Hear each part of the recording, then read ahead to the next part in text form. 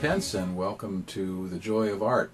We've been talking about picture elements, rocks and trees and such, and we're going to combine a couple elements today and show you how to do a fairly easy waterfall. I've got several sticks of chalk again.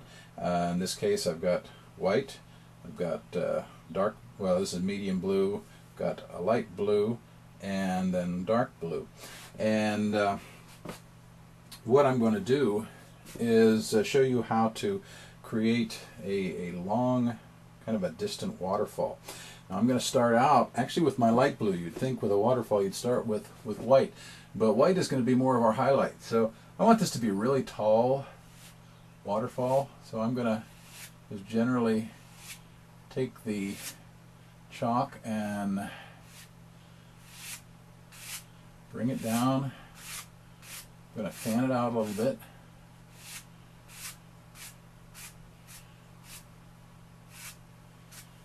Okay, so that's the start of my waterfall. Now I'm going to come in with my white and I'm going to add some streaks in here, not so harsh as that is. There we go.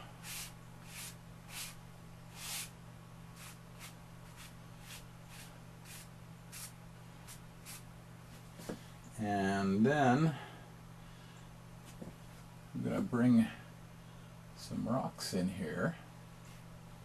Remember, we've worked on rocks a bit, so I'm just going to come down the side.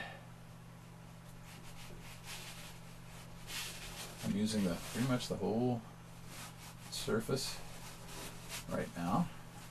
Actually bring that down here a little bit more like that.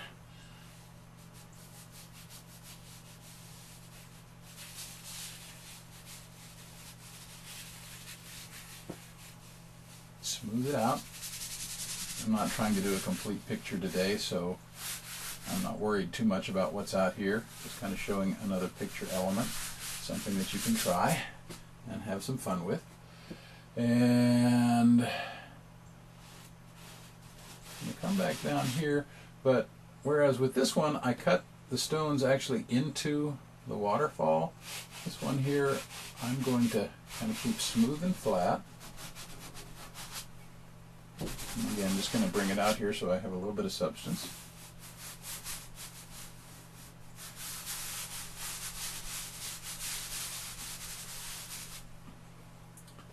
Bring these stones down a little further.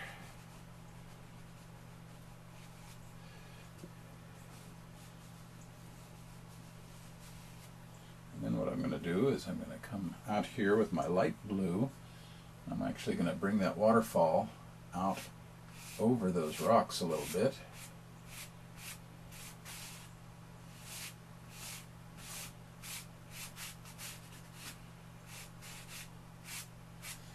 Now that I'm getting down to where the water is actually striking the ground, I'm going to jumble it up a bit and just kind of make some raw shapes there.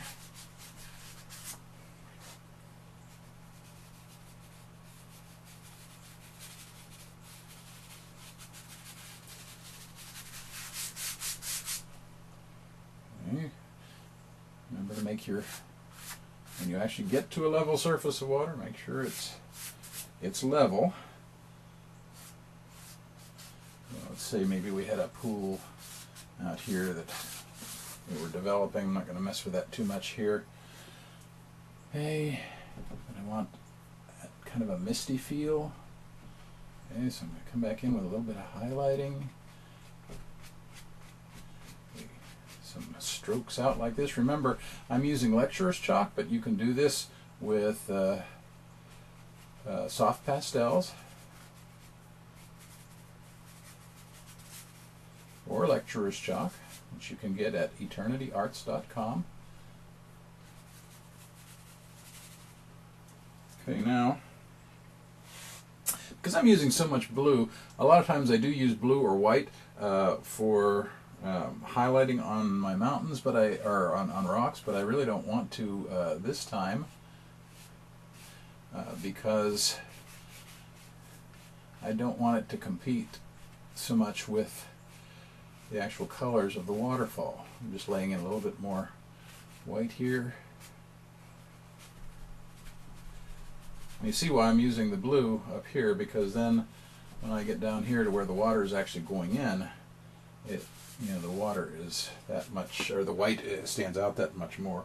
But I'm going to actually use a little bit of kind of a medium brown here, just on the side of these rocks to give us a little definition. Not a whole lot. I'm not adding a lot of detail right now. I just wanted to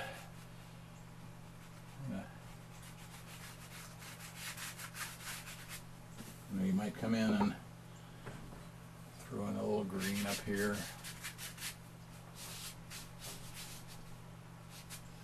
This is what's fun with chalk. You can just kind of start to play with it, and who knows what you come up with. And it's also a great way to learn.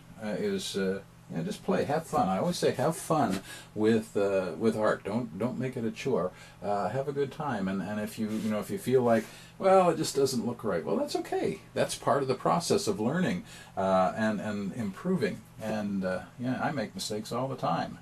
I'm going to cut a hard edge in here.